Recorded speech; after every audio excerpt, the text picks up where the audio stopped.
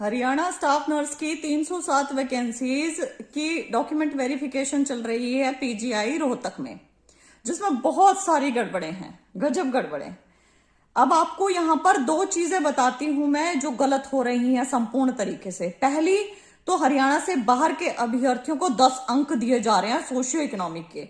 इससे पिछली भर्ती जो 503 हुई स्टाफ नर्स की हुई थी उसमें भी 10 अंक दिए थे बाहर के अभ्यर्थियों को।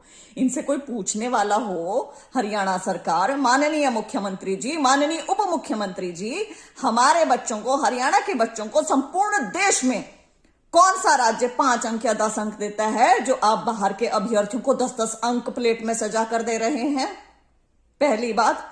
दूसरी बात, HNRC Haryana nursing registration council से रजिस्ट्रेशन अनिवार्य नहीं कर रखा है स्टाफ नर्स के लिए। हरियाणा में जिसने स्टाफ नर्स लगना है वो कहीं का भी रजिस्ट्रेशन काउंसिल से रजिस्टर्ड हो, किसी भी प्रांत से, किसी भी सेंटर से या किसी भी प्रांत से, वो यहां पर आके एग्जाम दे सकता है, यहां पे आके स्टाफ नर्स लग सकता है।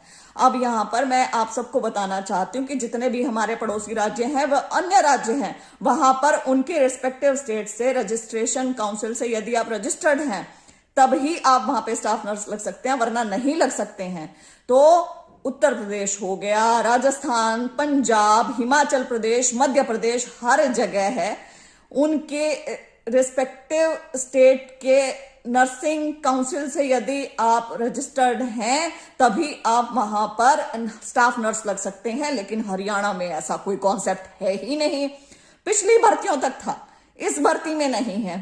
तो इसका मतलब ये नई चीज इन्होंने इंट्रोड्यूस कर रही है। तो हमारी हरियाणा सरकार से मैं सवाल करना चाहती हूं कि आप एंटी यूथ पॉलिसीज बैठ के बनाते हैं क्या कि कैसे हरियाणा को बेरोजगार रखा जाए, कैसे हमारे बच्चे पीछे रहे, या हमारे बच्चों के लिए आपने डिसाइड कर रखा है कि केवल ग्रुप डी मिलेगी इन्हें?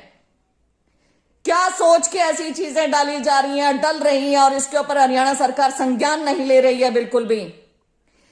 इसका संपूर्ण विरोध करती हूं मैं। क्यों 10-10 नंबर बांट रहे हो हरियाणा से बाहर के अभ्यर्थियों को? कोई प्रोटेक्शनिस्ट पॉलिसी नहीं है हमारे यूथ के लिए, हरियाणा में कुछ भी नहीं है।